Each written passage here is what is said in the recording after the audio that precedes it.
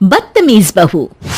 सभ्यता से भरपूर शास्त्री परिवार की इकलौती बेटी मोहिनी को बचपन में ही पढ़ाई के लिए विदेश भेज देते हैं, जहां से वो सालों बाद ग्रेजुएशन पूरी करके इंडिया वापस आती है, जो अब संस्कार, सभ्यता, संस्कृति जैसी चीजों से कोसों दूर होती है। एक सुबह मोहिनी शॉर्ट ड्रेस पहने, कानों में हेडफोन लगाए जोर जोर से इंग्लिश गाने गाती हुई घर में घूम रही होती है। सुबह सुबह भगवान का नाम लेते हैं, राक्षसों की तरह चिल्लाते नहीं। पॉप्स, आपको अच्छे गाने की बिल्कुल समझ नहीं है, सो ठीक है, चिल पिल।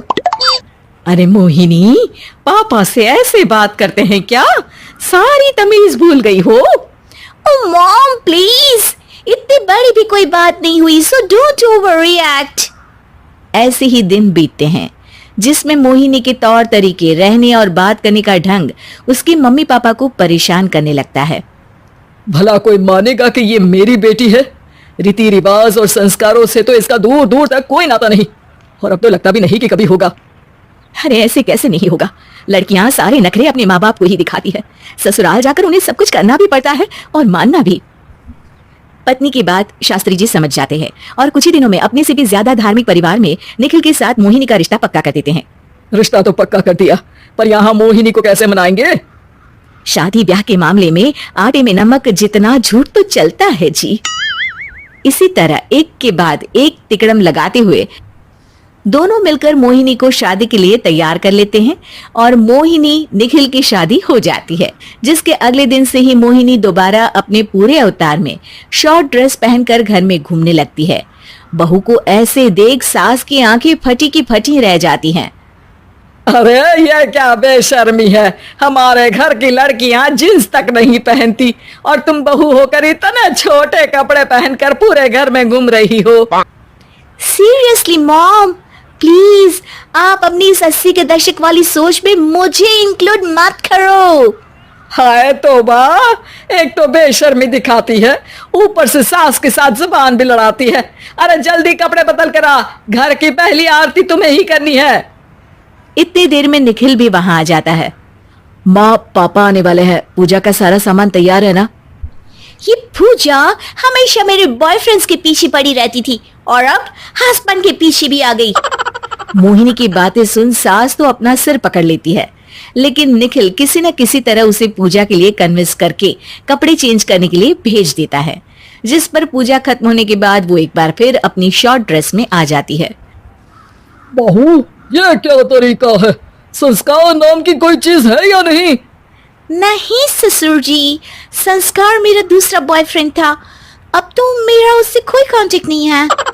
मोहिनी का जवाब सुन के ससुर तो भगवान नाम जपते वहां से चले जाते हैं, लेकिन सास बहू के बीच कहासुनी फिर शुरू हो जाती है, जिसे इग्नोर करते हुए मोहिनी घर से बाहर चली जाती है और देर रात घर वापस आती है।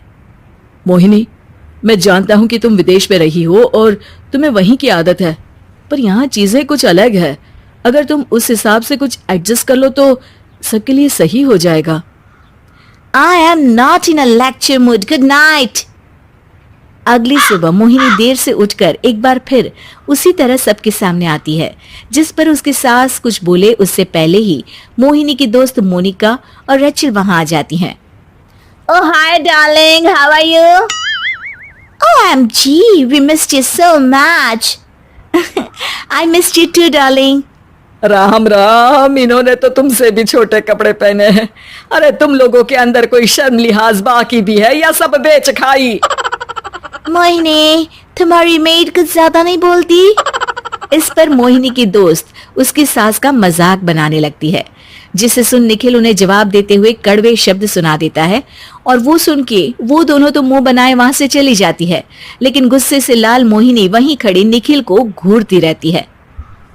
घूर क्या रही हो? तुमसे शादी की ये सोचकर कि विदेश में पढ़ी लिखी हो, घर में कोई पॉजिटिव चेंज लाओगी, अपनी करियर के लिए एम्बिशियस होगी, पर अपने इस बिहेवियर से उस पढ़ाई के साथ साथ अपने मम्मी पापा के नाम को भी डुबो रही हो।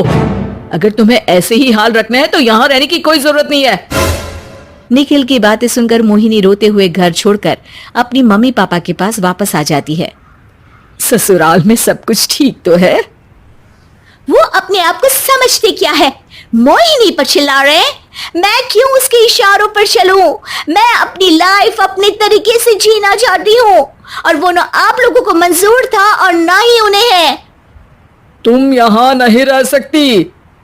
अपने पापा की बात सुन के मोहिनी हैरान रह जाती है। हाँ, तुमने बिल्कुल सही सुना। अगर तुम्हें अपने इस घमंड, बेशर्मी और बदतमीजी में ही जीना है तो तुम यहाँ भी नहीं रह सकती। बेटी, मैं मानता हूँ हमारे यहाँ रीति रिवाज बहुत मायने रखते हैं, और हमने उन्हीं के ओवरडोज से बचाने के लिए तुम्हें विदेश भेजा था। एक लड़की जो शादी करके घर और बच्चे संभालती है, उससे तुम अपने आप को ज्यादा समझ सको इसके लिए भेजा था।